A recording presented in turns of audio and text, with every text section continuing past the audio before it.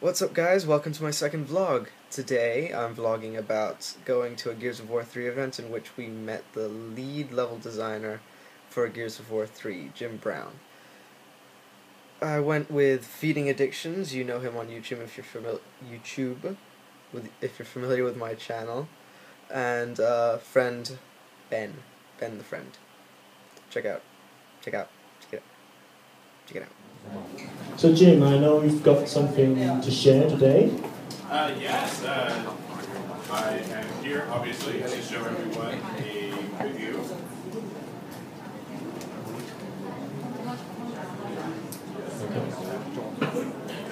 There we go. Hey! It's a small Xbox. Yeah, I know. You guys are too quiet though. I want to hear noise. Woo! Yeah.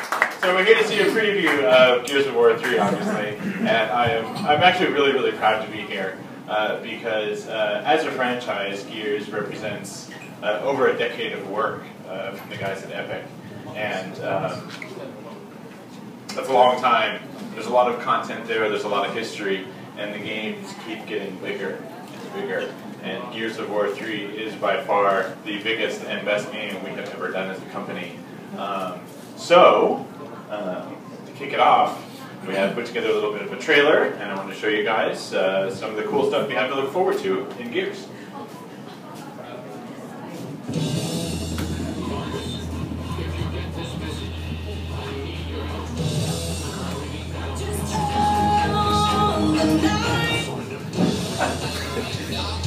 Oh yeah.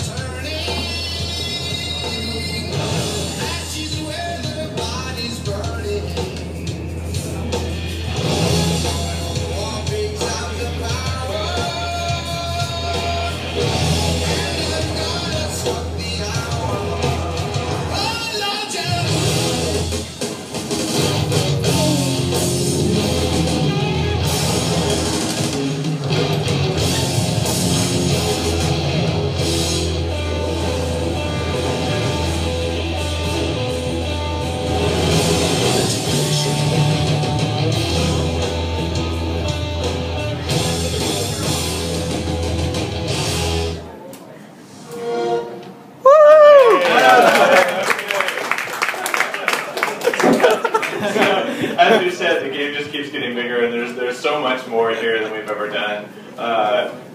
We've got an extended campaign that's longer than previous games. We've got a completely refined multiplayer experience. I don't know if anybody played the beta when it was out.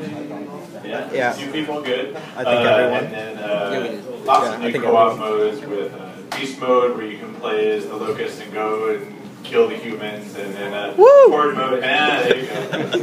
Violence gets them excited, right? And Horde mode, where you can team up with your friends, and all new fortifications and stuff. And we're going to get a chance to look at that in a little bit later.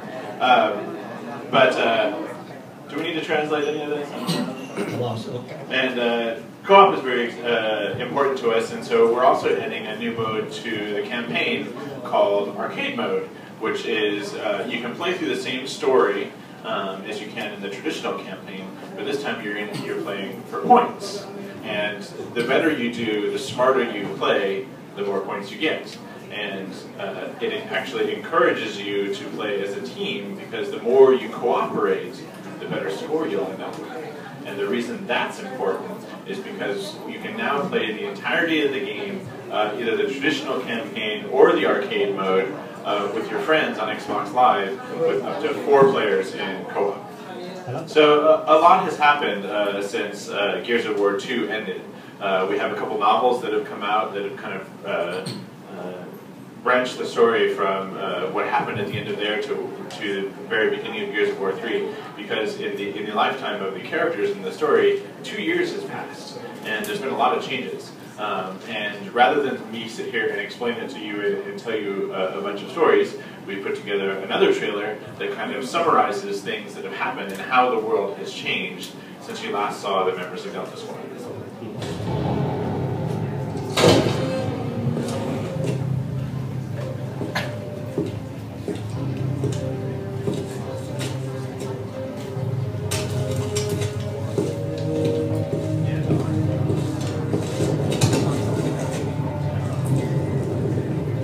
So this is how it ends.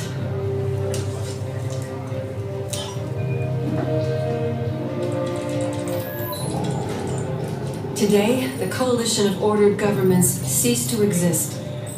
Chairman Prescott, he abandoned us some time ago. We can't pretend we're a government any longer. It all began on E-Day, when the Locust emerged and overran us.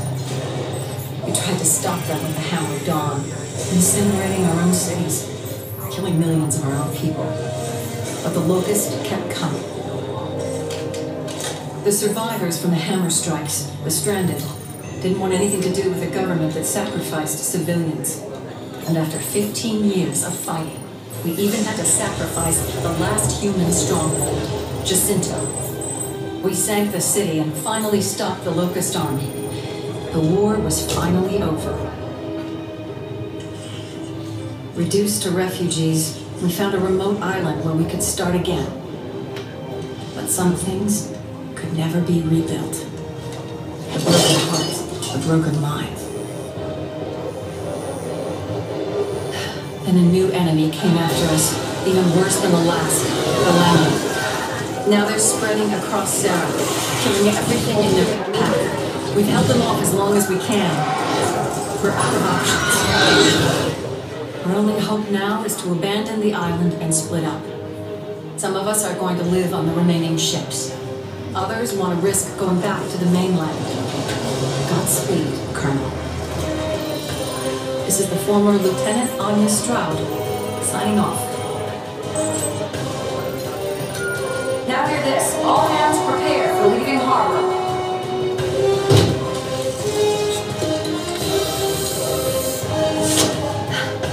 Guess we're all stranded now.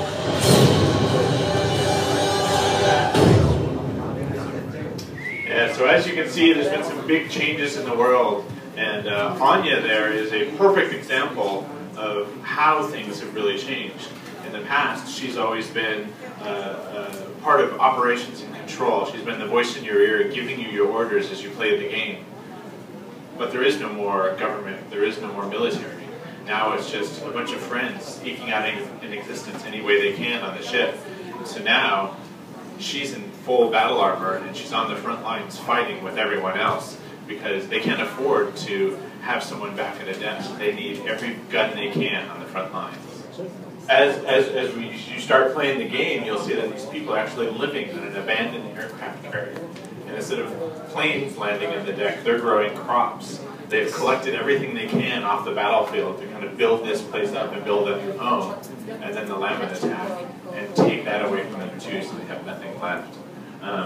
But that resource collection thing is so important because, like Anya's transition, it's another indication that there is nothing left. So they have to take everything they can and use those weapons however they can. So we took some of those themes from the single-player story, and we also incorporated them into Horde mode. And so what you guys are going to see tonight is the brand new Horde mode with the fortifications in it. And what that means is you will run out to a base and you will claim it. You will say, this is our spot, this is where we're going to fight. And when you enable your command post, you'll have fences and turrets and sentry guns and decoys and all kinds of things that you can choose to build. And then you have to protect that base as these waves of enemies come in and do their best to take it all away from you. And I'm hoping we have video? Yes. Woohoo. Listen up, people. I'm Anya Stroud, and this is your Horde 2.0 briefing.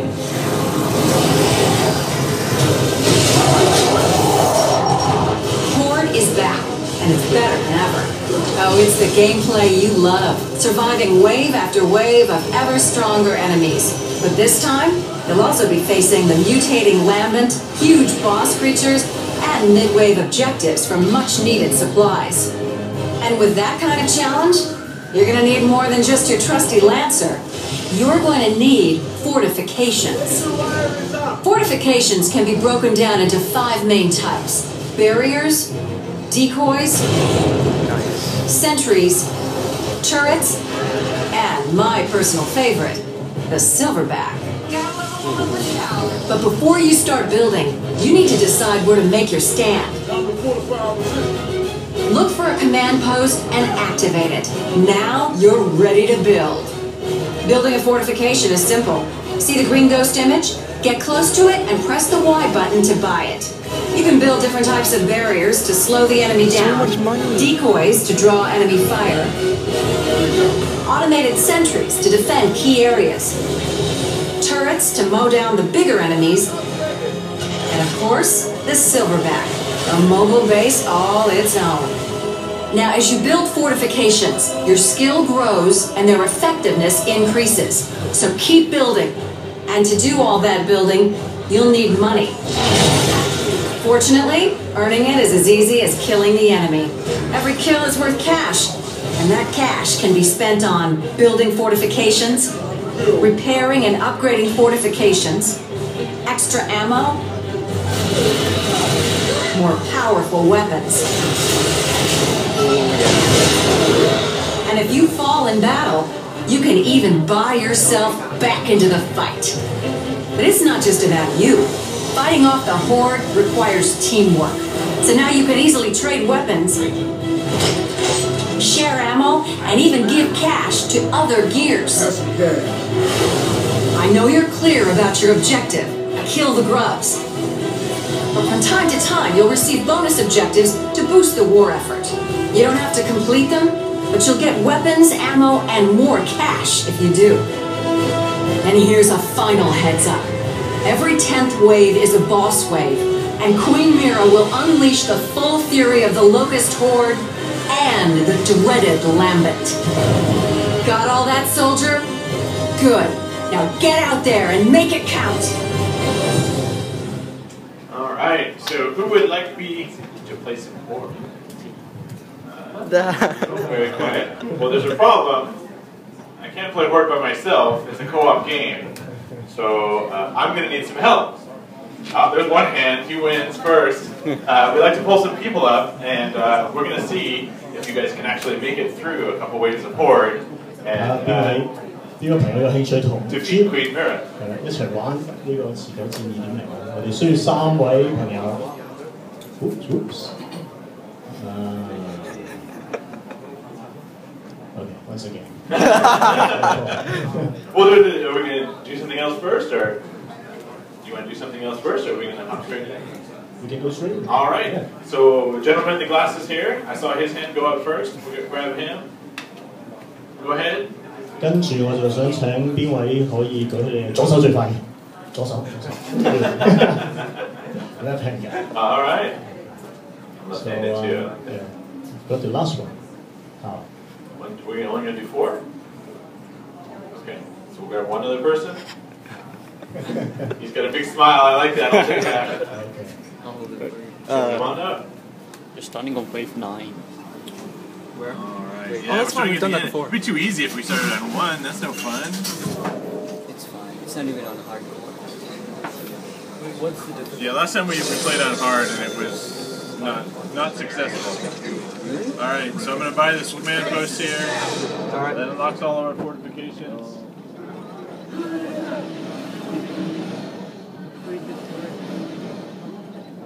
By that barrier. No. There's a barrier here. Actually, no, wait. Has anyone upgraded the stairs? Yeah. Nope. Well, first round is That is where you get... $500. Good point.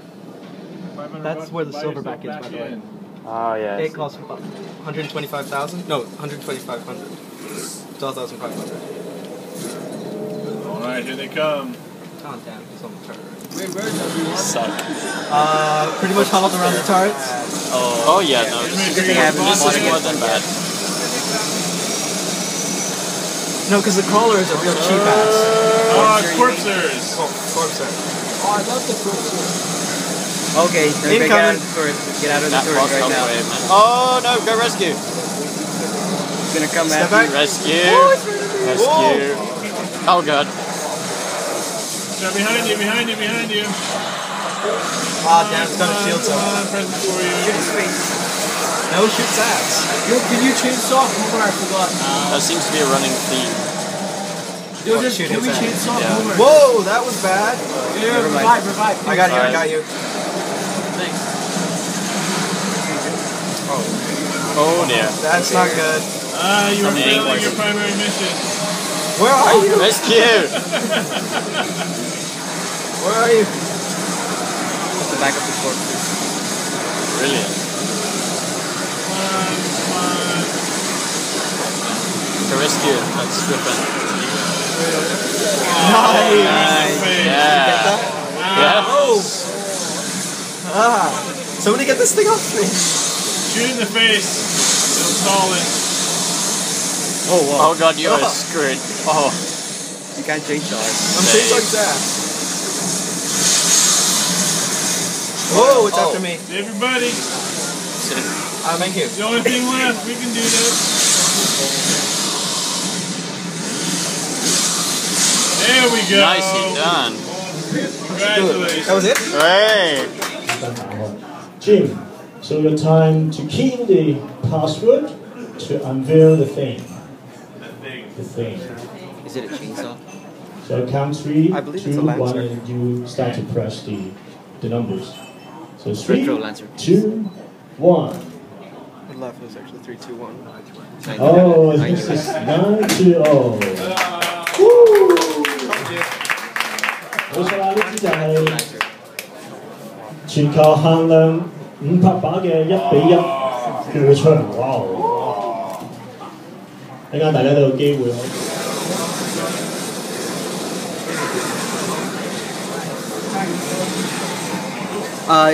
Yeah, never mind.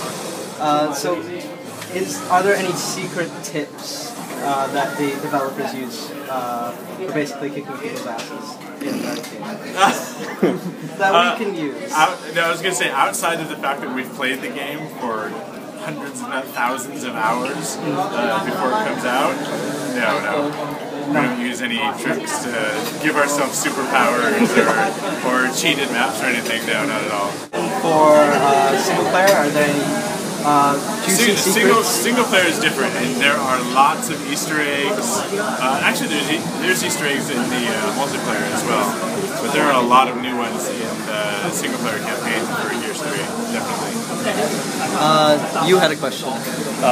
What multiplayer modes are back? Is Wingman back, for example? Yes. Yeah, Wingman is back. So there's Warzone and Execution are still there, and then Team Deathmatch, which is new. Capture the Leader, King of the Hill, and Wingman. Cool. And just one more question for the multiplayer.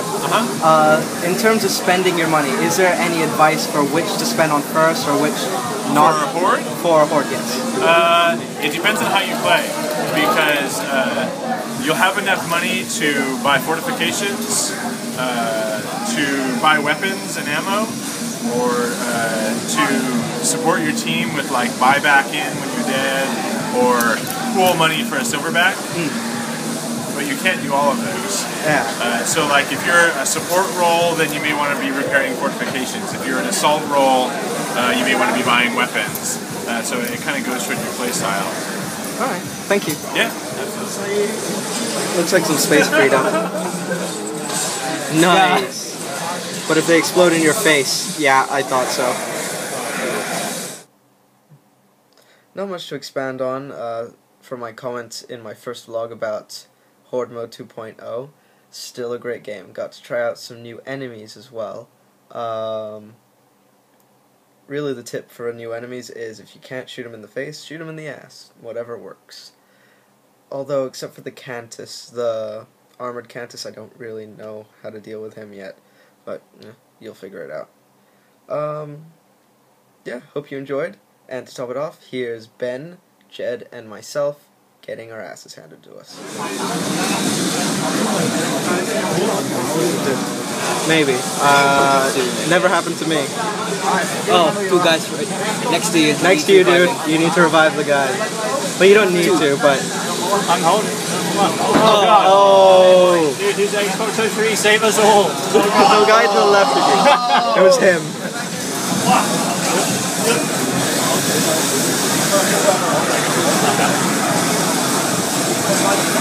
That's the armored Cantus. Yeah, that's the Dude, that thing looks beast. Everyone except on the turret. only one left. He's the only one left. I'm back in. Are you going to do it? Yes! Oh shit! I'm not.